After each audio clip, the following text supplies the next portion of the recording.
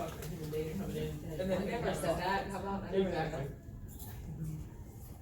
Yeah, I just say that. What's up, guys? I'm Terrence. Thank you for coming out. I appreciate it. Who all here knows who Donald Trump was before he became president? Show of hands. The Don. Okay, great. That has absolutely nothing to do with my presentation, but now that I have your attention, who all here has ever been held back by something in life? Raise your hand. Keep your hand up if you're currently being held back by something right now. For everybody that participated in that, I want you to take out your cell phone right now. I have a quick activity that we're going to do. What if... you ought to bring your cell phone. Do you have someone get their phones? Yes. Yeah. Yes. Okay. Yeah. You don't have to try your phone, but if you have it, grab it. Michael, is yours on the desk over there? Not you, girl. I put mine on the charger station. Okay.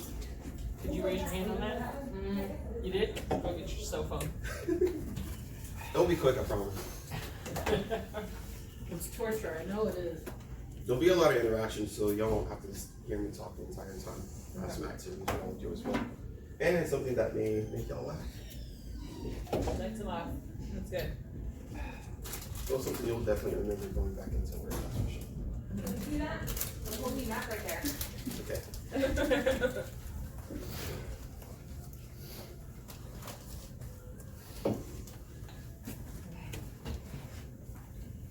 All right, for everybody that held their hands, I want you to take out your cell phone and just take out your cell phone. I got an activity that I'm gonna try. What if I could tell you that I could save y'all time, I could save y'all money, and I can save y'all just stress and effort without even knowing who y'all are or what you do? For everybody that took out your phone, I want you to take a quick selfie for me real quick. Oh, God. Oh, yay. Oh, Jackie's favorite activity. Everybody calm down. This may take a while. Done. Make sure you get the angles right. Congratulations. That's what's holding you back. That's the person that's holding you back and telling you no every single day, every single decision you make until you die. That's your biggest obstacle. That's your biggest enemy. Anybody's ever heard the phrase, my own worst enemy? Raise your hand. Okay. So now you have a picture of the person, of the thing that's holding you back. It saves you money, saves you time, saves you effort. It's better than Geico. So with that being said, my whole story today, my whole purpose of being here today is I want to tell you that you are your outcome. I recently wrote a book called You're Your Outcome, How to Eliminate Self-Made Obstacles, Setbacks, and Fears. See, I'm good at what I do, but I'm even great at what I expose. My goal is to expose the ideas that force you to take action on your goals. Now, like I said, we all have things that, we've all been held back by things, but sometimes life will actually slap you in the face with something that you didn't expect. It may be a blessing, it may be something that you simply wasn't expecting. It could be a very, very well a bad thing. And so I just want to tell you a quick story about, my mom goes to Church Without Walls, which is about 5 minutes away from us, and this past weekend at that church, I don't know if y'all go to church or not, but there's rather interesting community at church compared to outside of church. And I just want to tell you the story about 3 characters that I met at my particular booth, and this is just Saturday. So this one lady comes up to my booth and she looks at my book and she's like, oh, this is great. She's like, you wrote this? I'm like, yes, ma'am. That's my name. That's my face on the book.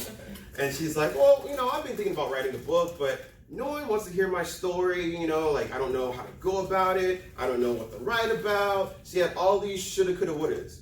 And to me, I feel like that's kind of like one of the top 40 songs on the radio. Shoulda, coulda, woulda. We sing that to ourselves all the time. Sometimes every single day. So this lady told me so many things that she couldn't do. She didn't know what to write about. She didn't have any money, no budget, all that kind of stuff. She gave me all these excuses, and I told her, you're fluent in your excuses, but your greatness is a foreign language. She couldn't tell me a single thing that was good about her. So I got from around the booth, I looked her, I sized her up, and then I slapped her. Not physically, but mentally. I told her, you gotta cross the line mentally before you do it physically. Be blind to the negativity, so much you make the haters see. You don't lack the ability to succeed fluidly, but you pack a punch to impact the world internally. So I just talked to her this morning, shortly after my kids woke me up, And she says that she's starting to, write her table of contents and start to lay out her book based on that conversation. So sometimes life will slap you, not physically, but mentally. Secondly, there's this guy that came up to my booth. I think he was probably like mid-20s, and he kind of rubbed me the wrong way. And, I'm trying to be an open-minded guy, and he was like, so, this is your book? Yes, sir. This is my book. This is my booth. That's my name. Yes, sir. This is my book. You are your outcome.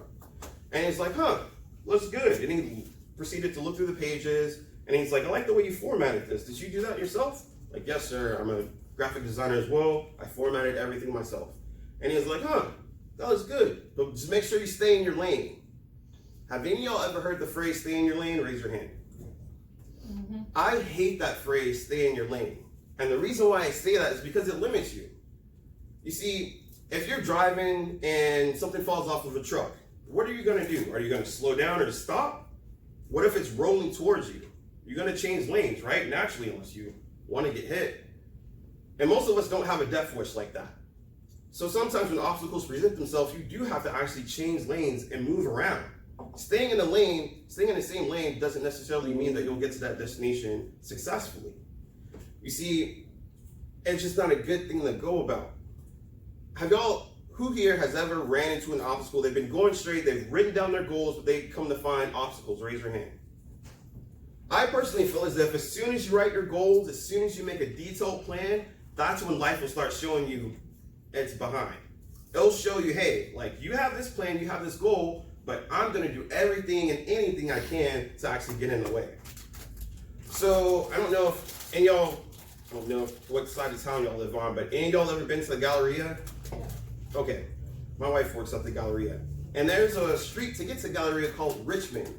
And don't drive down it if you don't need an alignment, because it will tear up. Richmond is horrible.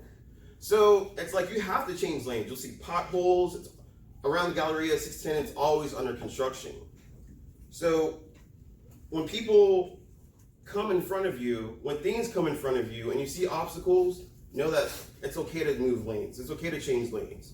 As long as you aren't standing still, you can still go to the destination. You can move around, even if you have to slow down, even if you have to detour and reroute. As long as you're in motion, you can still get to the destination.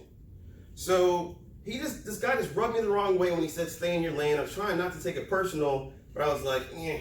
And I was like, so, what's your deal? Like, what brings you here? And he's like, well, I just don't really know what to do. I'm in between jobs right now. And when he said that, I was no longer offended by anything that came out of his mouth. And so I looked at him and I told him, hey, it's okay. And I'm like, you've got obstacles, just think about where you are right now and you've got obstacles. Lastly, there was this one lady that came by my desk as I'm getting ready to break down and get ready to go home. She comes by and she has two of her kids. They're about this high. And so she comes to me and she's like, this is your book? Like, yes, ma'am, this is my book. And so I asked her, is there anything I can help you with, or would you like to know more, or anything like that? You can go to my website and I can give you the first chapter of the book. She didn't really seem too interested. And she's like, well, I've been trying so many things and nothing in my life just works out. She told me that she's been trying to get rid of her baby weight. Her kids were this high. And immensely I'm like, baby weight? Your kids look at least 5, 6? But I didn't say anything. I was trying to keep it professional. But she called it baby weight, but it was excess baggage that she held on for years. She said she's hired a dietitian, she's hired a personal trainer, and nothing worked. And I looked at her and I told her, why are you so out of shape? You run away from obstacles with a steady pace. Know that it's opportunity you refuse to face. So go out and create something you can't erase. Winners know that setbacks lead to first place. So I saved her name and her number, and I'll be following up with her shortly because she said that she wants to write a book on her struggle and her journey to lose her baby weight and get back down in the size that she wants to be. Now I want to talk to y'all about going forward in your life. Just think about where you are right now. We all have goals, and it's cool, you can write it down, but I have a quick activity for you right now. I was born in 82, and I kind of feel like what I did was I had 82 goals, 82 dreams, because it's like if I have one goal, one desire, I see it every day. I can write it in my phone. I can set it as an alert. I can write it down and see it every single day. I can have a post-it note in my car. That's fine. But if it's that one specific goal, I may get bored. It may hold some weight for like a couple of days, maybe a week, but then I'll get bored. But as long as I have multiple goals, I'll know that I have to constantly keep in motion. I can't stay still. So if I can, with y'all on just turn the paper over, it says opportunity isn't waiting for you to take action. It's busy making bets that you won't show up. And it says, I've got blank reasons to be successful. If you feel like your goals are under construction, know that your work ethic is always on display. What I want you to do is write down the reasons why you aim to be successful. In that spot where it says, I've got blank reasons, and the year that you were born, for example, me, I was born in 82. I want you to write down that number. Of course, that's not a lot, that's not enough slots, but I want you to get the ball rolling. So what I want you I'm not tell you what mine is. feel free to cover it up, not show anybody, or if you even feel, you can leave it blank. What I want you to do is just get started. I'm gonna give you all a couple minutes just to write down some goals, and we're gonna go over them in a minute.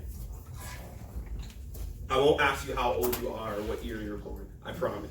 I was looking around the room, realizing one day, yeah. Josh, can you give me that? Thank you.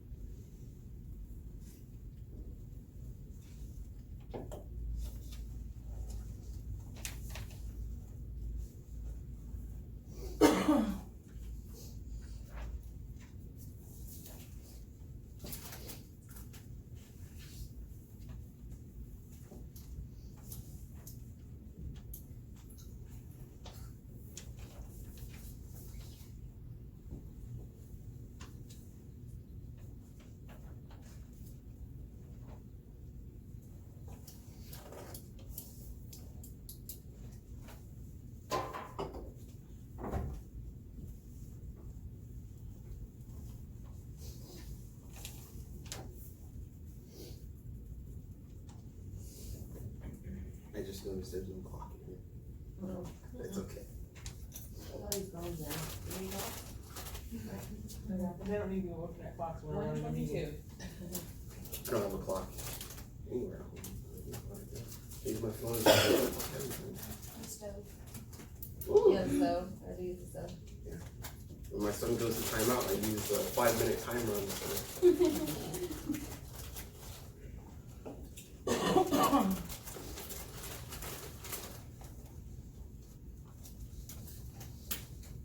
Alright, let's give y'all about 1 minute or so.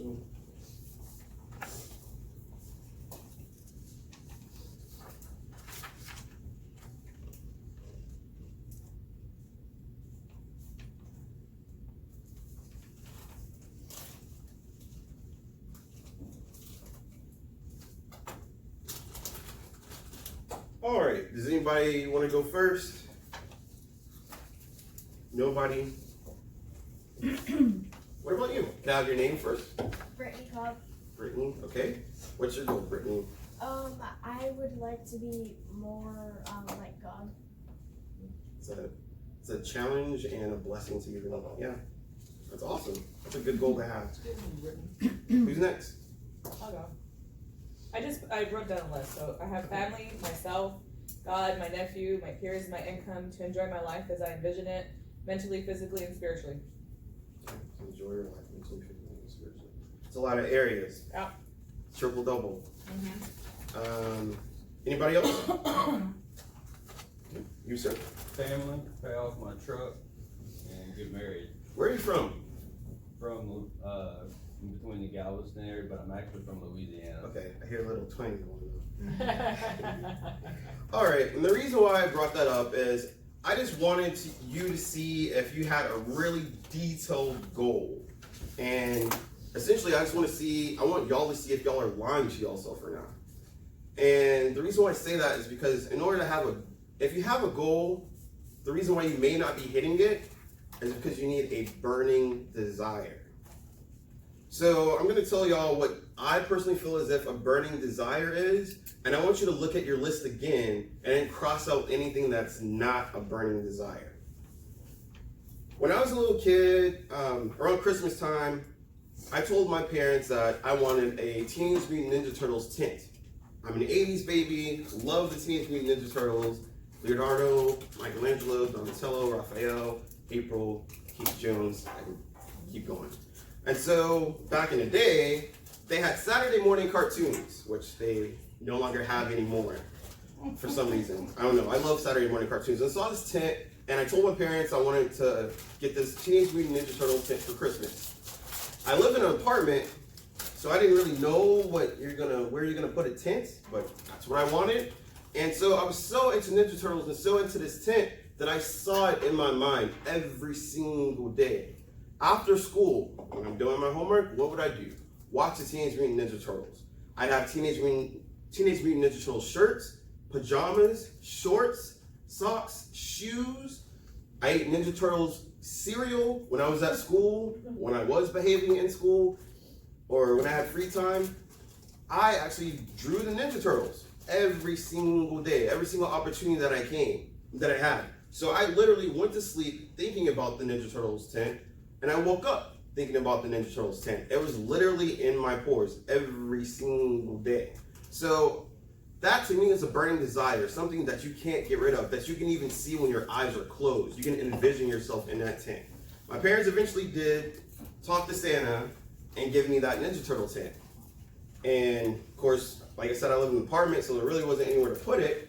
But we'd go to a park, and my parents are actually so gracious enough to actually put the tent together at parks. So that's how I enjoyed the Ninja Turtle tent. Another thing that I think a burning desire is whenever I would start school, the night before the very first day of school, I have all those emotions going through me. I have my first day of school outfit, my shoes, I had a hat. Even though I couldn't wear hats in school, I buckled it under my little belt button, my belt buckle, and all I wanted to do was just impress all my friends. I just wanted to show them, hey, Terrence looks nice, Terrence was cool. I had a Nike hat, Nike shirt, Nike socks, and the night before the first day of school, I laid out all my clothes. I had my brand new Jordan, I had my Nike socks, I put them in the shoe, laid the shorts, laid the shirt, and put the hat on top of the shirt. It looked like a weird skeleton dude with Nike clothes from head to toe, because I was so just wanting to impress everybody and show them. So I could barely sleep. To me, that's a burning desire, something that you really, really want so bad that you see when your eyes are even closed. So what I want you to do is just look at your list and just realize, just think about it. Is it really detailed? Is it something you think about all the time? Is it something you literally can't escape? If it isn't, cross it out, because I promise you, if you're going towards that, you'll only be somewhat fulfilled.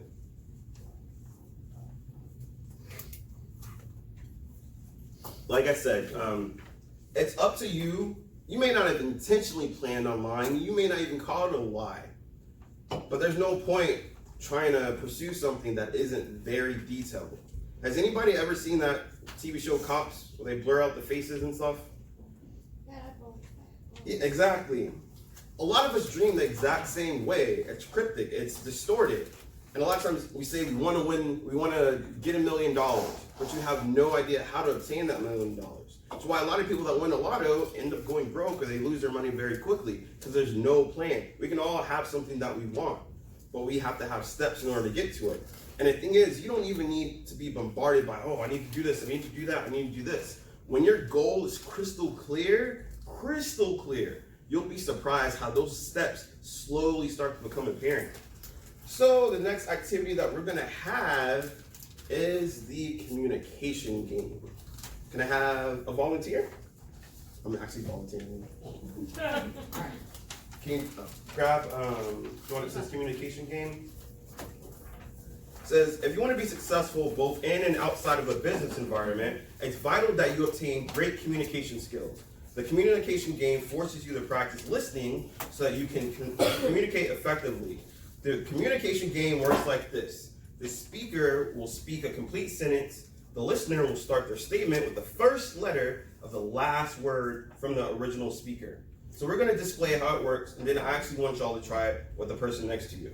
For example, I'm gonna be the first speaker, and you're gonna be the second speaker, okay? I need to get out of my timeshare. Enough suffering. You called the right business. Timeshare was the last word of my sentence. E was the last letter of that word. So she started off the next sentence with the E. I highlighted it so y'all can see what I'm talking about. Sweet. How do I get started? Discussing options first. That sounds good. Then what? Then you'll sign and submit the appropriate documentation.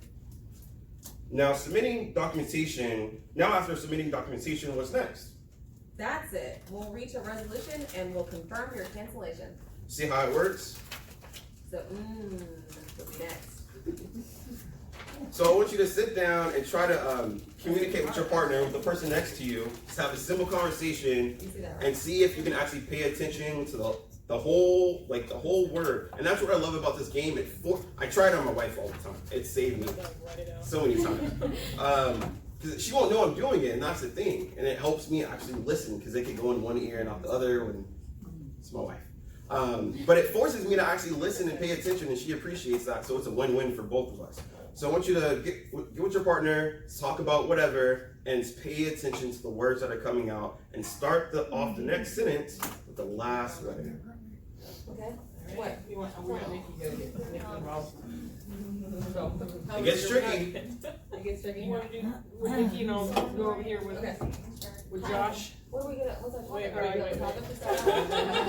Let's do it, Josh and me and. Let me give y'all a top. And you guys, Complete this one? so she can go with her. Let me give y'all a thought. It works better if it's a natural conversation. Oh, okay. So, how do y'all feel about the food? Talk about that, the food. Okay, so let's talk about food. Well, Josh, did you enjoy those sandwiches? last letter I can That is the same story. What sandwiches? Mine is very, one of my favorites. That's why I You have to start it with D, Oh, the last letter of the last for that word. information. Everything will work. You have to start. Easy Yeah, there, you have to, Nikki. yeah. I made sure there was plenty of options. So I okay. Sure did.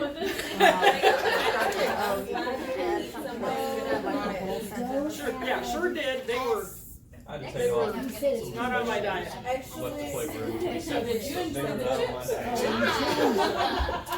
I think we got the gist of it. There's only so much you can say about sandwiches. We went to the drink, so like, I went to the chips and went on the diet. Every action. What do you remind me? with the letter. we have an IT guy that call him Thor. So, but you look So would you like another one? You guys could be brothers, honestly. However, are you? Alright, so how did that game work out for y'all? It forced you to actually listen and pay attention to what the other person's saying. Yeah, apparently it's not on his diet either, so that's, Who's that? chips aren't on his diet either. Are you on low carbs? No, It was just Vegetarian. It was for the practice for this no, thing. not vegetarian. I eat whatever, really. I count calories. Yeah, What? that's another 10 minutes on the treadmill at least. Alright, so communication, no matter what kind of job you have, or no matter what you do inside and outside of work, you have to work on your communication. I have 3 kids, as Tony mentioned earlier. I have a 1-year-old, a 4-year-old, and a preteen. So it's essentially going to be eventually elementary, middle school, and high school all together. So pray for me now. Preteen girl or boy? I have 2 boys, 1 girl. My daughter's. He doesn't have that to look forward to, I guess. I'm an only child. Like after, I'm an only child. My mom had me, and she's like, I'm good. I don't want any more. And I'm just glad the boys came before my daughter because they can protect her and all that kind of stuff. So we're done with communication. I actually need 2 volunteers. We're actually gonna go around Actual ones slowly. or assigned ones? Not assignments this time. No, y'all know. We'll do, We're learning about, We'll do Alexis. Maybe We're- you have. I'm gonna talk to y'all. I'm gonna talk to y'all about positioning. You see, in jobs and in and outside of work, we have a position. You may have a position as a husband, a wife, a caretaker. No, that person, that's Blake going. You may have a job. I mean, you have a position here, obviously, and like I said, you may have a position outside of your work. So what I want y'all to think about is your particular position. This activity is called 8 minutes versus 8 hours. Many of us suffer from tolerable discomfort. Your body creates resistance as your mind creates habits. Les Brown, which is one of my favorite speakers, or my favorite speaker, he says that often we work just enough to keep from getting fired and paid just enough to keep from quitting. I've been in that situation many times. I want you to think about an uncomfortable situation, whether it be physically or mentally. Would you want that moment to last longer? Hopefully not. In order to progress, you need some discomfort, but never become so uncomfortable that you start to lack progression. If you're uncomfortable for 8 minutes, you'll surely be uncomfortable for 8 hours. So what I want y'all to do is, if I can get 2 volunteers. Katie, you want to volunteer with me? Sure. Okay. Wow. Okay, what I need y'all to do is Oh, simply this twister. come to the hallway. Oh, I may not be able to do this. Hold on. Oh, this is going to be interesting. Uh-oh. Yeah, but if I fall and I can't get up, I don't know why. As long as you don't fall on You case. signed that waiver, right, before you did it? I think yeah, I should have done that. Alright, I'll be right back. This is gonna be Alright. Don't fall on the glass. Who's gonna change the video angle there? Are you gonna videotape this? Yes, ma'am. Try not to mess up, Crystal. Well, so look at All what on you you, did. it's all the weight. It's all on both y'all. Yeah, but Alright, if I so fall if I on can her, have- she can't sue me. So if I can have one person over there, one person over here. Katie, you're small, over that way. Probably more room for you there. Alright, if I can get your feet on the yellow area. Thank you. If I can get you to put your left hand on blue, please. Oh, jeez. Perfect. If I can get you to put your left foot on green. Okay. And if I can get your right hand on purple. Okay, this isn't working. Okay, with this whole- me. Let's hold that. Okay, let's see how long y'all can hold that position. Do you think you can hold that for 8 minutes? No. Okay. I'll be lucky if I do this for 8 seconds. They didn't say fingertips, Crystal, they said hands. There is no way my hands can get down there, Dan. Would you like to come try this? What? So, I'm glad you volunteered. You know, all right, I'm done. y'all are both more than welcome to get up Oh, now. God. Yes. All right, we're gonna have to take a 5-minute break. All right. Her whole face turned beet red. Goodness sakes. Oh, my God. Good job, I Lily. know. Good Give a round of applause. Thank You know, like I said, you. Better you than me. if you can't hold that position for 8 minutes, the likelihood of wanting to hold that position for 8 hours will be uncomfortable. This goes outside of work. Sometimes when I named my youngest son Hendrix. I play guitar. He is literally a voodoo child. I love him to death, but he drives me crazy. He pushes me in areas I've never thought I'd ever be pushed before. And that's the preteen? No. That's for 3-year-olds. So you have to think about different positions. I've noticed I'm a loud guy. When I raise my voice at my son, I always thought it would be effective. But it got to the point where it really didn't have an effect on him. So my wife would tell me that, my mom would tell me that, like, don't yell at your kids, don't raise your voice, especially if nothing's happening. So I had to figure out different ways. That was a position I thought I naturally had as a dad. I have some authority, I'm naturally gonna raise my voice. I had to change my positioning. Yeah, I'm a father, yeah, I'm a dad, but I can do other things as well. I'm not just limited to just yelling. So I want y'all to think about inside and outside of work, the position that you hold, and if you're comfortable doing that, what you can do to actually change that. Because like I said, if you're uncomfortable for 8 minutes, just imagine being uncomfortable for 8 hours. And that's simply me, for example. Like if I'm going to a 9 to 5, or I'm going to work, and then I'm coming home and I have to deal with my kids and my wife, the cherry on the sundae. So it could be, it could be, part of the day. is it the best part or the blessed part of the day? So I want y'all to think about that. And now that I have y'all's attention, now that y'all know a little bit, you know, kind of where I'm going with You Are Your Outcome, I want to tell y'all a little bit about me. So my name's Terrence Sani. Sani is actually Arabic, means brilliant in Arabic.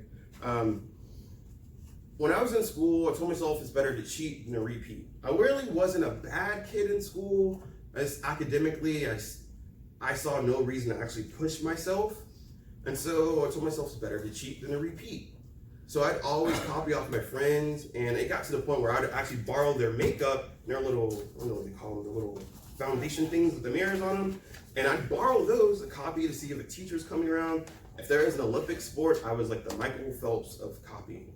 And that's not a good thing, obviously. So I never really pushed myself, and I didn't know I was graduating until 2 days before graduation. I had people coming in from Dallas. I had already taken graduation pictures. My mom is happy. Like I said, I'm an only child, and she's finally gonna see her son graduate, supposedly. But I didn't know that I was graduating.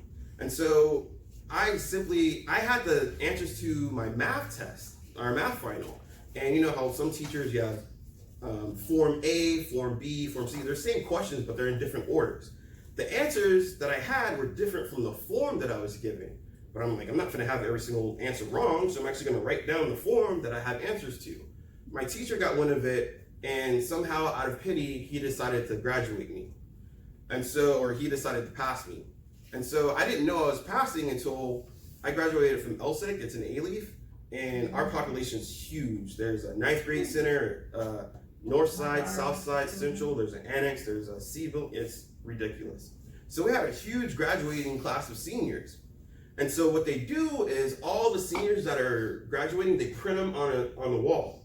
And so 2 days before graduation day, me and my best friend go and we look and we see our names. I was the party animal. I was the guy that always, you know, if someone called and said, hey, Terrence isn't showing up, who are they gonna call? They're gonna call the house. But at this particular time, second semester of my senior year in high school, my mom had found the love of her life and moved out. So I had a 2-story, 4-bedroom townhouse all to myself and the car. So school wasn't a priority to me. So I graduated a stranger. Right before I walk up on the stage, I see the chaperone who just so happened to be my math teacher. He's the last person I see before I go on stage. So I look at him, teacher to adolescent, and I'm like, thank you so much, I appreciate it. And he's like, you know you owe me about $30, right? And I'm like, I'm embarrassed, but I'm like, I owe this guy everything because this didn't even have to happen. And even with me walking on stage, I walked on stage and the first person I looked at was my mom. Proud of me, her only son. My grandma had passed away shortly, so she's super, super proud of me and happy, but she didn't know her son was graduating as a fraud. So like I said, I graduated a stranger and I didn't know what I was good at. I was always told, Terrence, you're talking in class. Terrence, stop talking. I didn't know my teachers were actually telling me I had a blessing. I didn't even know my teachers were telling me I have a gift. My gift is speaking. So now I travel and I get paid to actually talk, just like I've been talking in class. My one defining moment was, it was a span of events. Monday morning, my mom calls. She's like, Terrence, Carl's unresponsive. Carl is my stepdad. She's the guy, the love of my life that my mom had moved in with and left me in a townhouse. She's like, he's unresponsive. I'm like, what are you talking about? She's like, he's not breathing. And I'm like, okay, I'm on my way. Not like I could even do anything, but just naturally, I'm like, okay, Mom, I'm on my way. So at this time, married, have my kids, and we're trying to get loaded up in the car. I'm actually not running red lights. I just had a gut feeling. And I'm just trying to get there as fast as I can. Usually when you get a phone call at 2 and 3 in the morning, it's usually not a good thing. In this case, It was exactly that. So I'm trying to get to my mom's house, my mom's apartment, finally get out the car. I knock on a door. I'm banging on the door. It's like 3 o'clock in the morning. And no one's answering the door. And I'm like, what's going on? Like, my mom just told me Carl was unresponsive. So I'm beating on the door, nothing's going on. And I step back and look. I had knocked on the wrong apartment. Here I am trying to wake somebody up at 2, 3 in the morning. And as long as I've known my mom, I'm 36. As long as I've known my mom, I've always known where my mom lived. There's never ever been a problem. But I was so incoherent and my mind was all foggy, I knocked on the wrong door. I finally go around, get to the right apartment, and before I get to the door, I see an EMS truck. No one's running, no one's walking with a sense of urgency. And I'm like, what's going on? My mom told me he was unresponsive. Y'all need to be moving. And so the guy tells me, I'm sorry, he didn't make it. And I'm like, what? So I go in the door, bolt to the door, I grab my mom, and she just collapses in my arms. We're both crying hysterically. I've never cried that much in my life. I mean, not to sound sexist or anything like that, but I'm a guy, so I always try to be strong, not artificially, but as strong as I can be. I don't break down until my mom breaks down. She's really the only person that breaks me. And so I have her in my arms, I'm shaking, I just tell her sorry a million times. Carl was laying across the sofa. He had passed away in his sleep. This guy was like the comedy guy, he always loved to laugh, he was a jokey joke guy, and he was just laying there, lifeless. So apparently my mom and Carl were just joking, they were watching a movie, whatever, and then 45 minutes later, she tried to wake him up, and he wasn't responding. So I finally get my mom down, and I'm looking at my stepdad, Carl, face to face. I'm looking at death, face to face. At this particular time, my son, Hendrix, was only about maybe 2 or 3 months old. Everything that Carl wanted to do for my son, he couldn't do. All his hopes, his aspirations, every single thing that he wanted to do was gone. He wanted to take him fishing when he was 1. That opportunity never came.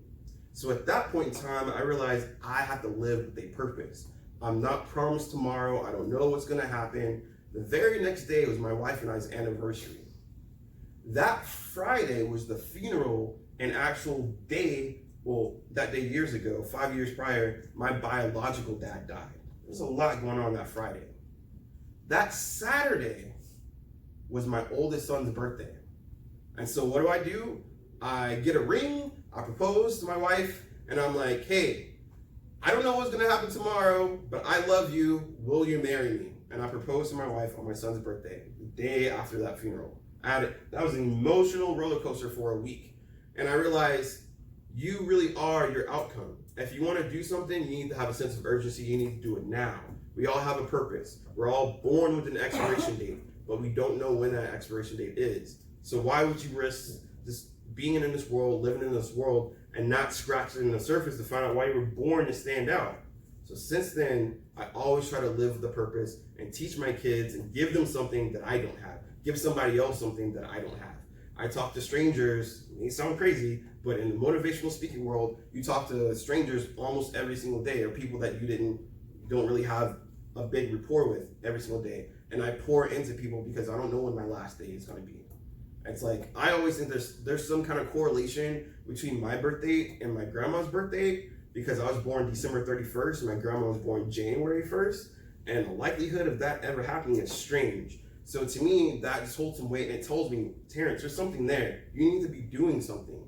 So my biological dad, when I was in high school, right before I graduated, he's like, I was in college, and my dad's like, hey, my dad's from Africa, which, if you can tell by my last name.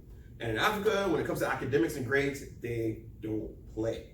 And so my dad didn't know I cheated, didn't know I copied. I never lived with my parents. He had no idea.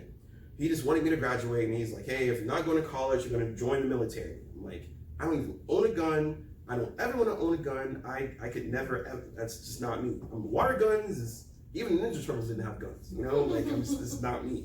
And so I was like, okay, I'm gonna go to school. He's like, okay. I'm like, but I need a year off. And my dad's like, yeah, back home in Africa, we don't do gap years or anything like that. I'm like, okay, so they graciously gave me a semester off. I didn't see a point going to college, not really knowing what I wanted to do, wasting their money, wasting my money, just didn't seem like the way to go. They're like, we're not gonna pay your rent if you don't go to school. I'm like, okay, I'll sign up. So that's what I did. One day I called my dad and I was like, hey dad, can I borrow some money? And he's like, hey, you only call me when you need something. You only call me when you need money. And I just hung up with them. Like, I was embarrassed and it was the truth, but I was upset. So I held all this animosity towards my dad and I never talked to him. I named him do not answer in my phone. I had it where it would automatically go to voicemail anytime you called.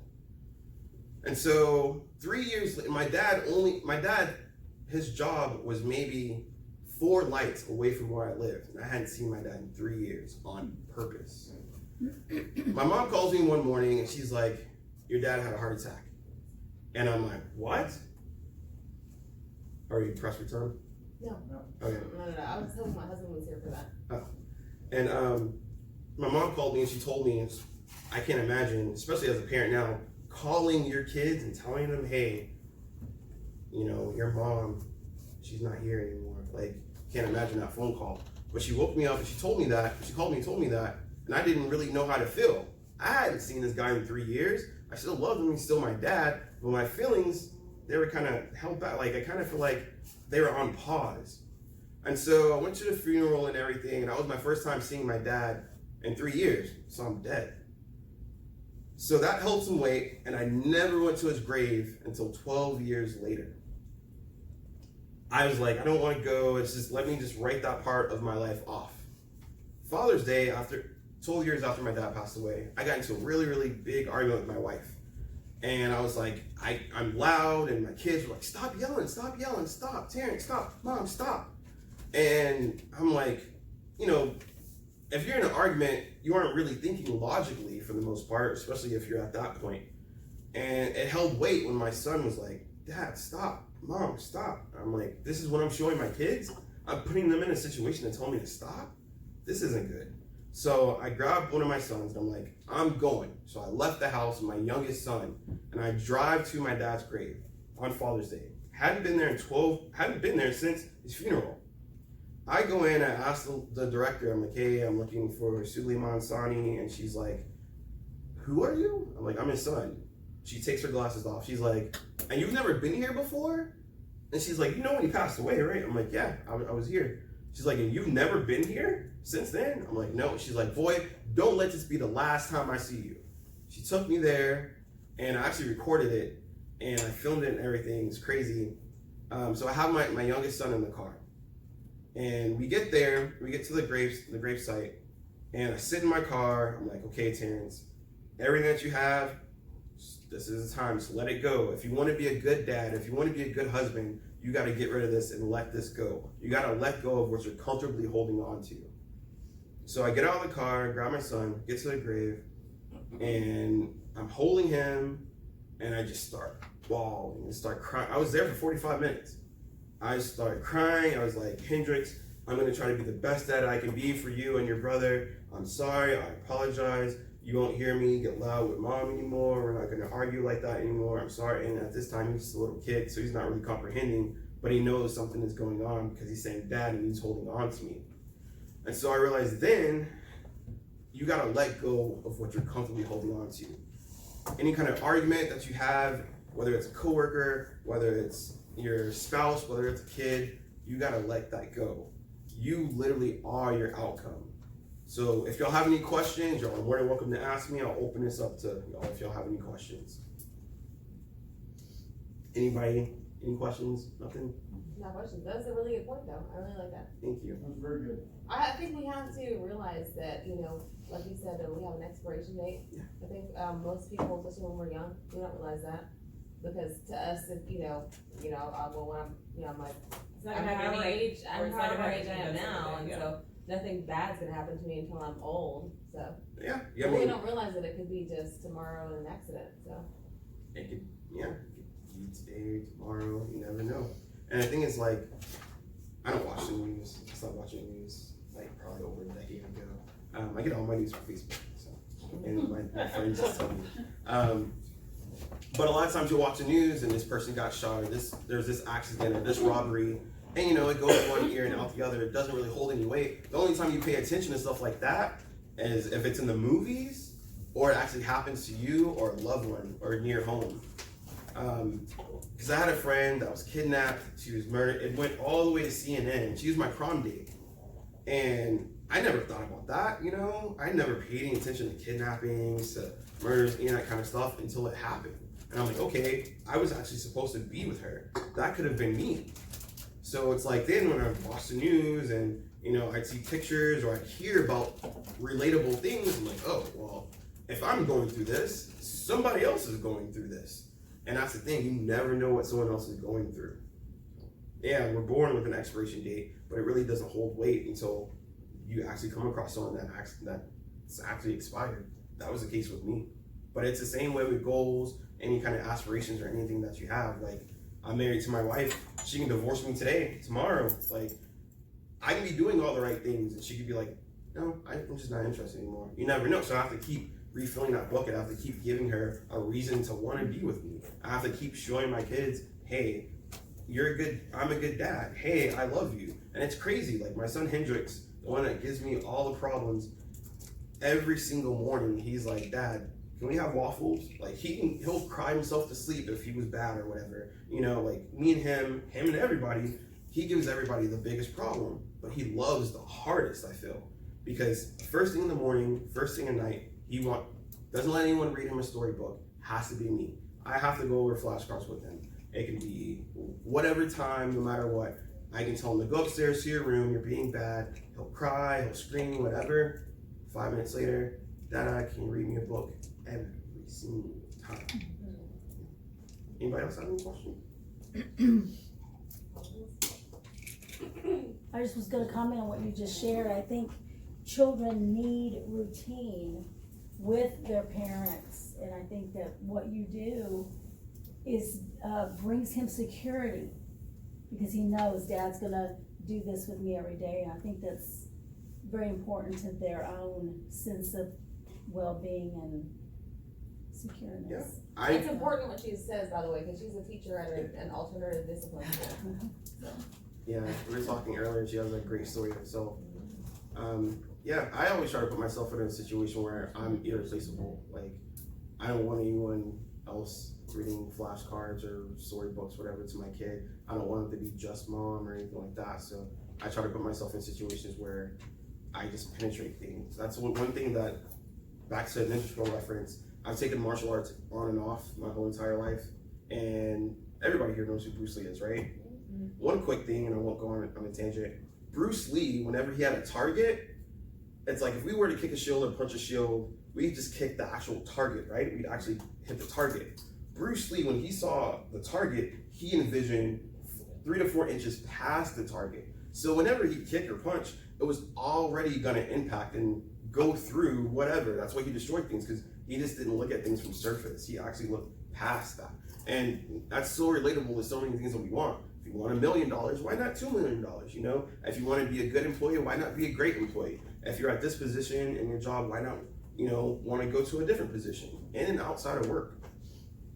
Yeah. So that being said, you are your outcome. Well, thank you. Thank you. And also, we had them here for us, but they were unable to ship in time, and so he's gonna give everyone a copy of the book and personally sign it for y'all. No problem. Thank y'all for having me so much. I appreciate it. Thank you for listening to me and my stories. Terrence, does your book give some step-by-step suggestions to help us? The thing about my book, it's funny. Like I told you earlier, I'm kind of hard-headed. I like the color outside, the lines. That's just me. A blueprint's okay, but that's not the final thing for me. The thing about my book, the table of contents, every single section is you versus a specific issue. So whatever you're going through in life, you don't have to read the book from beginning to end. You go to the table of contents, and I call it your onslaught of victory instead of your table of contents. You go to you versus whatever. You versus whatever. And you actually go to a particular section, read a little bit about it, put it down, and actually implement what you learn. The book is meant to be read in a digestible manner. Whenever I would take like Wing Chun, my teacher would only give me enough moves that I could actually comprehend. He wouldn't try to fill me up with all these moves that I'd never be able to use to defend myself from my A friend. reference book?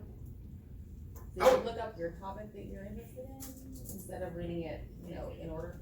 Yeah, I mean, it's like I said, I'm kind of hard-headed. I don't really like reading books from beginning to end. I like to get the meat that I need and be done with that. So that's what I did. Me versus the particular problem. If I'm having issues with time management or whatever, I can go to that particular section and actually digest that and then implement what I learned, as opposed to going through every single thing. So you may not have that specific obstacle in the first 2 sections, but you may have the very last one or the second to last. So that's how I try to make it. Because a lot of times we read books, it goes in one ear, out the other. Or a lot of us don't read past the first chapter of a book. I've learned in my research.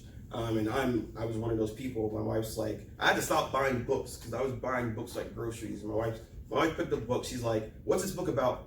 I was like, I could tell her about the author, but I couldn't tell her what the actual book was about. She's like, "Don't buy no more books." So I stopped buying books for a year, and that kind of helped me with the premise of my book, the format and everything. So I'd rather have you read a page or two and take action on that one thing, even if you don't read any more of the book, as opposed to just, I'm gonna read it because he came, and I saw him speak and just put it down, Well, I Yeah. think he did a great job, but if y'all don't know me very well, I'll just let you know I love books. I'm like obsessed with books. It's my favorite thing. So I understand what you mean about grocery shopping. I can spend so much money on books. I have to force myself to leave. Yep. But as far as signing Half a price book, books is my weakness. me too. Oh, Yeah. I love half price books now. Oh, Half that's- price books. that's my like default my go-to. jam. They would email me coupon. I'd scan it on my phone. It was an issue. I'm telling you. My wife said stop. So the reason I wanted to bring that up is, I also have a lot of books that are like first editions that are signed and stuff. I do that on purpose, but the signatures are not quite as valuable if they're personally signed. And so if y'all want a book, in case Terrence becomes like Donald Trump famous, then you may want to not have it be personalized. So I'll just, It's relative. that's true. Once it's personalized, it devalues the signature a lot. Yeah, It it does. is, yeah. Horribly. Horribly, see. A lot of people I don't knew realize it. I knew that. You would think it'd be flip flop. I know, yeah. right? Very personal, Yeah. like something that shows like insight into who they were, but it's not. It's the opposite. Yep. As far I as don't love it when I flexibility. can find a leather bound first edition at half price books. Oh, they have some of those. They The do. little They're cases wonderful. over there. Oh I yeah. don't know, I didn't check They their also signature, have. Hang so, on. They yeah. also have Game Boy games. Thank you very much. Yes, Game they Boy do. games, They have games. Super Nintendo games. They do. It's. I win. I have Chuck Norris signature. So. I would go to half price books probably like once or twice a week for months. This I is have a right. friend that works at half No, price no, books. there's He'll let me one, know if there's a on- really good book. Highway If I take 6 you one and book. 529. Oh, that's far. That one's closer to you. This one. That one's actually like not far from me. Yeah, I know you say you're in Cyprus, so. Yeah. Yes, ma'am. So I'll let I'll ask everyone's preferences as far as I know you're gonna send us the books and sign them. I'll ask does anyone want it personalized or not? So I know, right? I'm like, wait, I don't I like. Yes, ma'am. So anyway, if you don't believe my mom about her reading books, Oh, you should no. see their office. It's tons of books everywhere. Yeah. At home. Yeah. Yeah, at home. Yeah. I mean, we used to have in our room. That's where we put all the books. At our old house. No, it It's was so full that if you put one more book on one of those shelves, one of the shelves just broke one day. I had to get Because of some how away. That's a many good books problem I to had. have. My bookshelf is almost doing that. I have a small bookcase and it's just one of It those does break. that's It balanced does. just right, and if I put any more on, it's gonna break. It's gonna go. It does. Alright, guys. And it Thank does. you. No problem. That's wonderful though, you get so much knowledge. You know what? I hope y'all had fun. Don't forget the Twister game. Keep that in your head. I was on it also, and so I was Some very people much have like, pictures of I it. was doing like the little cartoon character within my. I didn't do it. That's funny. I'm like, oh. Yeah, I wasn't gonna be able to get up from that, God. I thought I was gonna have to follow my daughter or something. Good thing it was you and your daughter that did that. I didn't go through the way. Hey, Dave, You know what? I can't take the speakers anymore because you had more background that's similar to mine than anything else. Like in high school, I was like failing out, I barely even passed. got in big trouble, I was in alternative school, when I went out in high school, I mean, it was awful. I didn't know I was gonna graduate, when my principal knew me so well, and we had a English high school, we had like a class of 2,000. He's like, glad to see you made it. But we said, where our chicken hand, as we walked across the stage, and I was like, yeah, me too. You don't have a YouTube channel? Okay. Okay. Yeah, you just go to YouTube. Oh, you just like You only, but people like just have, you only put in your Facebook and your Instagram. I'm a designer, so I mean, and that's the thing. By the way, I liked your form there. I printed out color copies and they don't like a special picture anymore, so that everyone can look at the correct With my first book, I hired someone to do the cover. He fired them, and I was like, it's my very first book, so it's a baby, and I'm like, I have to be as close to perfect as it can be. I speak pretty good at getting people to understand where I'm at, what I'm talking about, and that's how to create it. So. David sent me a card. I forwarded it to you. Yeah, well, you also did so bad. Well, Yeah, exactly. I think that your message was good enough, it was great, like that. I tried to teach the girls that, but luckily my passion is crystal clear. That's how we've gotten where we are. It's crystal clear. Literally, I want to take down the timeshare industry, put it on down. I'll do whatever it takes to get there, because they treat people badly. And I've known this since before I got this position, I worked with sales reps. So what I did is a frontline person as selling people getting out of their contracts, was hearing their stories and how they disputed, and I'm like, well, that's not fair. That's really happy, actually, and how is that? That's crazy. And then I got a whole point now, because I did things we did, I didn't really want to see because I did my first 2 years of college. I got an associate's degree in paramedicine, it's like a little dead, but then I went and I finished my bachelor's degree, but I didn't know doing that. But the reason I got a 4.0 was because I was driven to take down the time journey, because it was so bad. Oh, Yeah, yeah. you're not gonna know that stuff, but that was it.